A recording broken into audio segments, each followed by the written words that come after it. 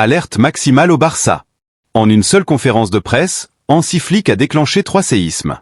Le retour inattendu d'un cadre qui peut tout changer.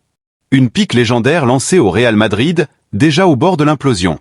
Et une vérité explosive sur Jules Koundé, qui secoue le vestiaire blaugrana. Ce que Flick a dit, ce qu'il n'a pas dit, ce qu'il a laissé comprendre.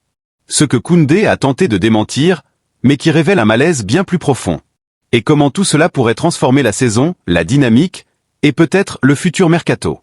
Reste jusqu'à la fin, car tu vas découvrir une information qui pourrait forcer Flick à changer de système dès le prochain match. Abonne-toi, active la cloche, on plonge dans le cœur brûlant du Barça. Le retour de Ter Stegen, l'événement qui change l'équilibre interne.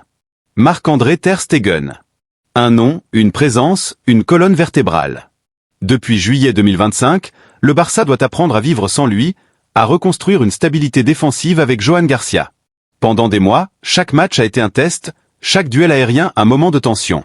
Garcia peut-il tenir? Garcia peut-il assumer? Garcia peut-il remplacer un monument? Et pourtant, l'incroyable est arrivé. Johan Garcia n'a pas seulement assuré. Il a conquis le poste. Alors que tout le monde croyait que le retour de Ter Stegen réinstallerait automatiquement l'Allemand dans le 11, Flick a brisé l'ordre établi. Oui, il pourrait figurer sur la liste contre l'Eintracht, mais Johan Garcia reste le numéro 1. Tremblement de terre interne.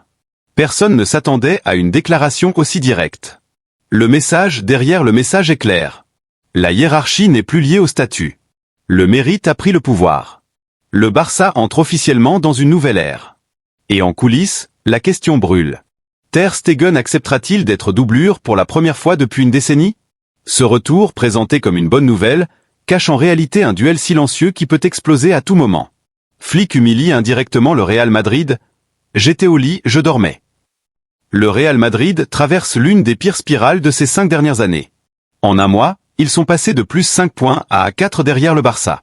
Un effondrement brutal, visible, presque dramatique. La défaite contre le Celta Vigo 0-2 a mis le feu au vestiaire madrilène. La presse espagnole a parlé de tensions internes, joueurs qui ne se parlent plus, et d'un Carlo Ancelotti plus isolé que jamais. Lorsque les journalistes ont demandé à Hansi Flick son avis sur cette catastrophe méringuée, il a eu une réponse qui restera dans l'histoire des conférences de presse. Je n'ai pas vu le match du Real, je dormais déjà. Un missile déguisé en phrase simple. Un mépris subtil, mais foudroyant. Un symbole de supériorité totale. Flick enchaîne. Je ne gaspille pas mon énergie là-dessus. Je me concentre sur nous. C'est le plus important. Et c'est là que tout change. Le Barça n'est plus dans l'ombre du Real. Le Barça n'observe plus l'ennemi. Le Barça avance seul, sûr de sa force, sans regarder derrière. C'est un changement psychologique majeur. Le Barça n'est plus le chasseur. Le Barça est redevenu le leader que tout le monde doit rattraper. Jules Koundé, l'affaire qui déchire les couloirs du club. Depuis le début de saison, un malaise grandit. Les supporters le sentent. Les analyses le montrent. Les statistiques le confirment. Koundé n'est plus le même. Entre erreurs défensives, positionnements approximatifs et frustrations visibles, l'international français a perdu sa sérénité. La journaliste Elena Condi a allumé la mèche. Selon elle, Koundé a clairement dit à Flick qu'il voulait quitter le poste de latéral droit. Il veut revenir dans l'axe. Il serait même prêt à remplacer Araujo pendant sa période de fragilité mentale. L'information a circulé partout, créant un choc instantané. Mais Koundé a réagi comme jamais. Un post sur X, une flèche pointée vers le mot mensonge. Sauf que, ce démenti visible cache un flou encore plus inquiétant. Parce que si tout allait bien, pourquoi réagir aussi brusquement? Pourquoi ce besoin urgent de nier? Pourquoi cette tension sur un poste qu'il occupe pourtant depuis des mois? Les insiders du club racontent une autre histoire. Koundé se sent sacrifié à droite. Il ne se voit pas continuer longtemps dans ce rôle. Il veut redevenir axial, même si cela implique une réorganisation complète. Et ce n'est pas tout. Le vrai problème Koundé, Flick doit choisir entre stabilité et vérité sportive. La victoire spectaculaire contre le Betis Séville 5-3, avec un triplé monumental de Ferran Torres, a confirmé une chose. Le Barça est redevenu une machine.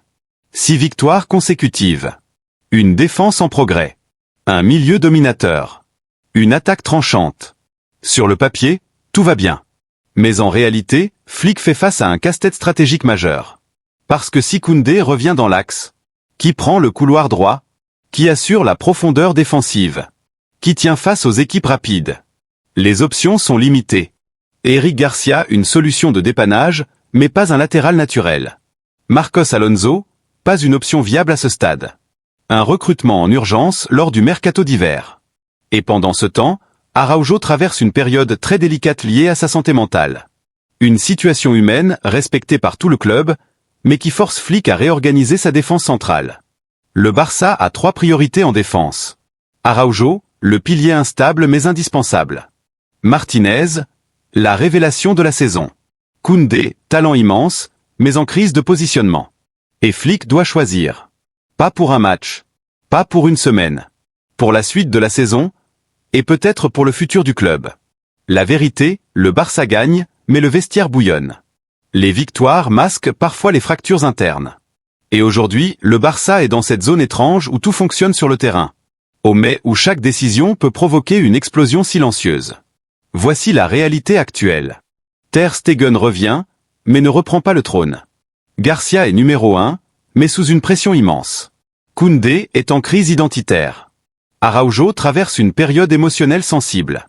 Flick doit redessiner tout son système défensif. Et pendant ce temps, le Real Madrid s'effondre. Les Blaugrana prennent le large. La Liga se renverse. Le Barça retrouve sa domination. Mais les problèmes internes doivent maintenant être réglés si le club veut décrocher un doublé Liga plus Ligue des Champions. Flick doit trancher. Le Barça retient son souffle. Nous sommes à un moment clé de la saison. Tout est réuni pour une année historique. Dynamique sportive exceptionnelle, leadership retrouvé, au Real en crise totale. Mais tout peut basculer si Flick ne trouve pas la formule parfaite entre Ter Stegen, Garcia, Koundé, Araujo et le système défensif entier. Selon toi, quelle décision Flick doit-il prendre? Remettre Koundé dans l'axe? Le maintenir à droite? Recruter un vrai latéral cet hiver? Les prochaines heures peuvent tout changer. Un mot de Flick, un coup du mercato, une décision tactique, et la dynamique du Barça peut basculer dans une nouvelle dimension. Alors si tu veux rester au cœur de l'information plus vite que la presse, plus précis que les insiders. Si tu veux comprendre ce qui se passe vraiment derrière les portes du vestiaire. Si tu veux vivre chaque choc, chaque rumeur, chaque victoire comme si tu étais dans le staff. Abonne-toi maintenant à Barça Fan Ultra. Active la cloche. Rejoins la communauté qui vit le Barça avec passion, vérité et zéro filtre. Ici, tu ne regardes pas une vidéo. Ici, tu rentres dans l'histoire du Barça en direct. Bienvenue dans la famille. Abonne-toi.